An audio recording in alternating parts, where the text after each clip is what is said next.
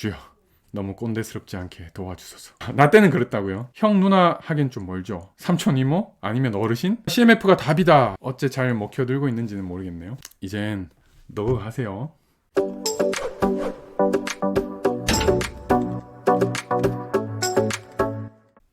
안녕하세요. 새내기 누가 선생님들 환영하고 축복합니다.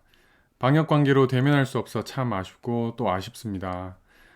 매년 누가의 집에서 함께 모여 졸업과 면허 취득을 축하하고 누가 선생님이라는 호칭을 달게 되는 어색하면서도 설레는 시간을 함께 했었는데요. 하지만 이렇게 비대면으로 만날 수 있어서 더욱 뜻깊은 것 같아요. 상황에 굴하지 않고 CMF라는 이름 아래 졸업 선배들과 새내기 누가 선생님들이 모이기를 힘쓰며 함께 교제할 수 있기 때문이죠. 하나님께 감사드리며 우리를 하나 되게 하소서 기도하는 마음으로 이 영상을 준비했습니다. 주여, 너무 꼰대스럽지 않게 도와주소서. 앞선 두 영상을 보며 어떤 생각을 하셨나요? 저는 첫 번째 영상을 통해 앞으로 우리가 살아갈 병원, 의료 환경 속으로 요셉과 다니엘이 출근한다면 하고 상상해보는 신선함을 느꼈어요.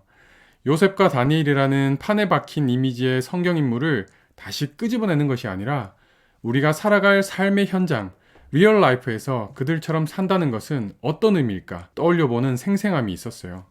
성경 말씀을 실제 삶으로 살아내기에 적절한 지혜와 지식을 배운 것 같아 참 감사합니다. 하지만 우리가 아는 대로 실천하여 다 살아낼 수 있다면 얼마나 좋을까요? 우리는 하나님의 사랑을 의지하고 그 약속을 믿는데도 도리어 더 방황하는 듯한 삶을 살게 되는 것 같기도 해요.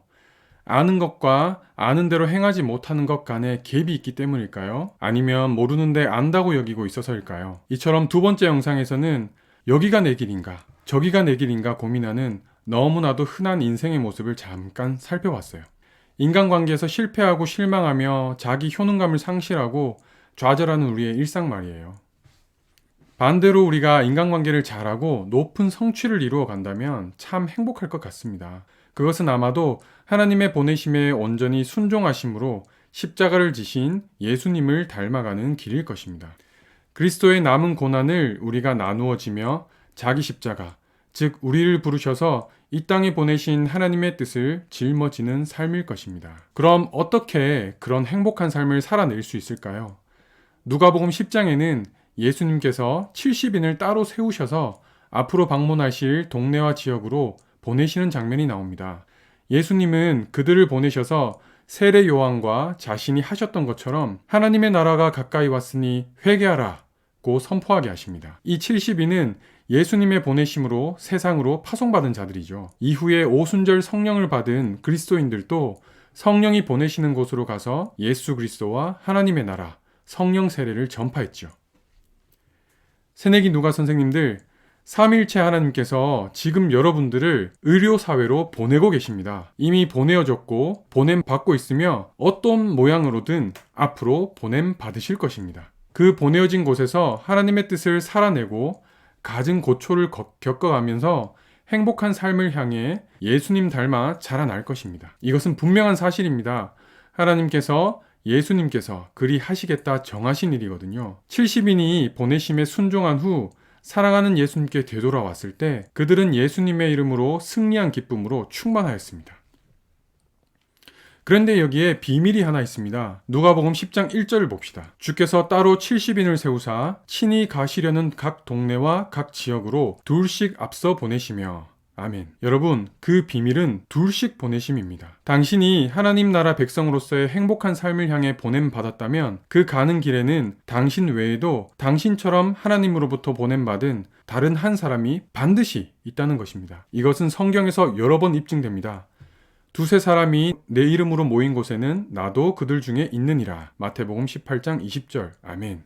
바울은 항상 짝을 이루어 선교 여행을 다녔고 여러 사람들과 시시때때로 동력했습니다. 한 사람이면 패하겠거니와 두 사람이면 맞설 수 있나니 세 겹줄은 쉽게 끊어지지 아니하느니라. 전도서 4장 12절 말씀. 아멘. 예수님께서 이렇게도 말씀하셨습니다. 보라, 너희가 다 각각 제 곳으로 흩어지고 나를 혼자 둘 때가 오나니 벌써 왔도다. 그러나 내가 혼자 있는 것이 아니라 아버지께서 나와 함께 계시느니라. 요한복음 16장 32절 말씀. 아멘. 예수님께서 지실 십자가의 죽음의 길은 오직 예수님만 지실 역사였습니다. 이 길에 하나님 아버지께서 동행하신다고 말씀하십니다. 내가 구원받고 내가 그 사명 따라 살아가는 것 아닌가 하고 개인적 구원 사명에 익숙해져 있으신 분은 우리가 구원받았고 우리에게 사명이 주어졌다고 하는 말씀, 공동체적 구원 사명을 낯설게 여기실 수도 있습니다. 그러나 하나님께서 인간에게 하시는 첫 말씀, 첫 명령에 관한 기록에는 이렇게 쓰여져 있습니다. 하나님이 그들에게 복을 주시며 하나님이 그들에게 이르시되 창세기 1장 28절 창세기 1장 26절 중간에는 그들로 바다의 물고기와 하늘의 새와 가축과 온 땅과 땅에 기는 모든 것을 다스리게 하자 하시면서 27절에 남자와 여자를 창조하셨다고 하십니다. 두 사람이죠.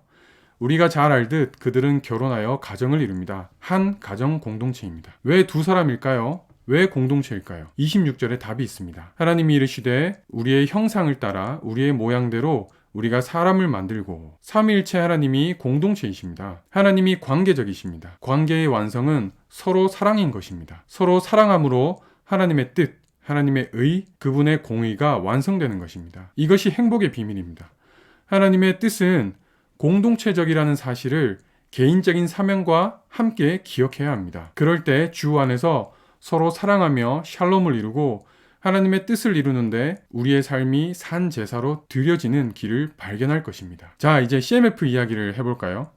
여러분은 CMF를 얼마나 잘 아시나요? 한국 나이로 42살 먹은 CMF의 인생을 좀 아시는 분이 있나요? 42살이면 호칭이 어떻게 되나요? 형, 누나 하긴 좀 멀죠. 삼촌, 이모? 아니면 어르신? 지금 저 정도의 나이를 먹은 학교, 병원 선배들에게서 떨어지는 부스러기의 달콤함을 아시나요? 나 때는 학생 때 동문 선배들 병원에 찾아가서 동문 모임 한다고 군자금을 받으러 다니기도 했어요. 멀리 떨어져 계신 선배들을 찾아가면 먼 데까지 왔다고 군자금과 함께 원정 응원금을 개인적으로 듬뿍 주실 때가 있는데 그 달콤함이란 바다 본자만 알지요.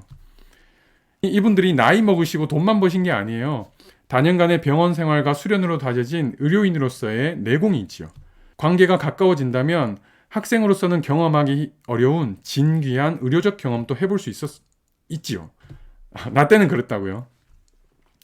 CMF 선배들은 거기에 더해서 신앙을 보여주셨고 지금 또 보여주고 계시죠. 대구 경북 지역에는 계명대를 졸업한 누가 선생님들의 모임인 계명 누가회가 있습니다. 오래전부터 정기적으로 아침 모임을 해오시면서 서로 기도하고 고민도 나누며 계명대 출신 선교사님들과 계명대 동산병원, 계명의대 간호대 학생들을 돌보고 있죠. 좋은 롤 모델입니다. 여기서 선배들의 지혜를 배울 수가 있죠. 병원 모임도 마찬가지입니다. 현재 대구 경북 지역에서는 경북대병원 본원과 칠곡 분원, 계명대 동산병원 본원에서 정기적으로 CMF 병원 모임을 하고 있습니다. 이 모임은 간사님이 인도하시는 모임이 아니라 대경 CMF의 지원하에 CMF 지체들 스스로 모여서 자체적으로 꾸려가는 모임입니다. 최근에 진검다리 수련회에서 경북대병원 모임하는 CMF 친구들이 내과 당직실에 모여서 선택 특강을 했는데요. 학생들에게 하는 특강이라기보다는 서로 인사하고 질의응답하는 시간이었다고 하더라고요. 혹시 어떤 이야기들이 오갔니? 라고 물어보니 이런 얘기들을 하더군요. 첫 번째 주제, 번아웃입니다. 어떤 학생이 이렇게 물었어요.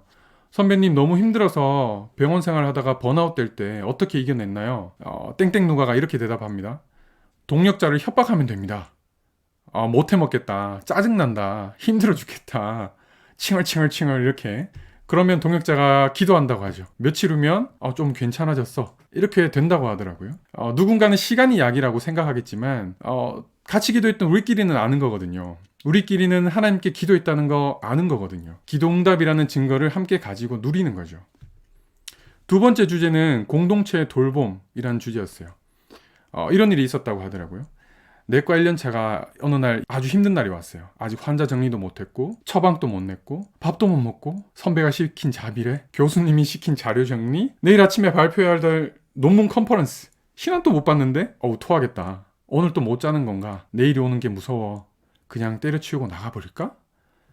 이럴 때 곁에서 이걸 지켜보고 있던 내과 펠로우가 이렇게 생각하고 도움을 준다는 거죠. 아, 아직 혼자 감당하기 힘들 때구나. 오늘 CMF 병원 모임에 이 후배 데리러 가려면 처방 내주고 자료 좀 던져줘야겠네.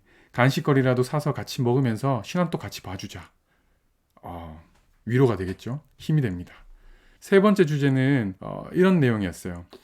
크리스찬이 아닌 친구들이나 아니면 크리스찬이라도 그냥 잠깐 모여서 차나 마시는 어떤 밥이나 먹는 이런 그냥 모임이라면 오늘 너무 힘들어. 그 선배 왜 그러냐. 그 환자 진상이야. 이러고 말 이야기지만 우리가 CMF 병원 모임으로 모이게 되면 오늘 말씀을 같이 읽게 되죠. 이런 말씀이 나왔습니다. 그러나 무엇이든지 내게 유익하던 것을 내가 그리스도를 위하여 다 해로 여길 뿐더러 고난도 내게 유익이라. 와, 오늘 말씀 이렇게 읽으니 그리스도인으로서의 내 정체성도 다시 붙잡을 수 있고 말씀의 인도함으로 그 선배와 그 환자를 긍휼히 여기는 마음이 조금이지만 생기네요. 이걸 나눌 수 있어서 다행이에요. 감사합니다, 하나님. 이렇게 된다는 거죠. 저희가 CMF가 답이다 라고 이야기하는 건 아닙니다. 답은 예수 그리스도시지요. 그런데 나 혼자서는 그 답을 알면서도 찾아가지 못하더라고요. 그래서 우리가 되어야 하는 것 같아요. 나 혼자 찾아 나서기는 해야 합니다. 다만 우리가 되어가는 중에 꼬인 관계에 해답을 찾게 되고 그로 인해 성취의 바른 동기를 확인하게 될 거예요. 그리고 우리를 통해 더 큰 사명, 아니 나를 향하신 더 완벽한 계획을 보게 하실 겁니다. 우리는 그걸 함께 이루어가는 거고요. 지금 저희 꼰대들처럼요. CMF는 그 플랫폼이라고 생각해요. 우리 꼰대들이 그 플랫폼을 잘 세팅하고자 오늘 이렇게 나서봤는데 어째 잘 먹혀들고 있는지는 모르겠네요. 우리가 너무 꼰대라서 실패하면 이젠 너가 하세요.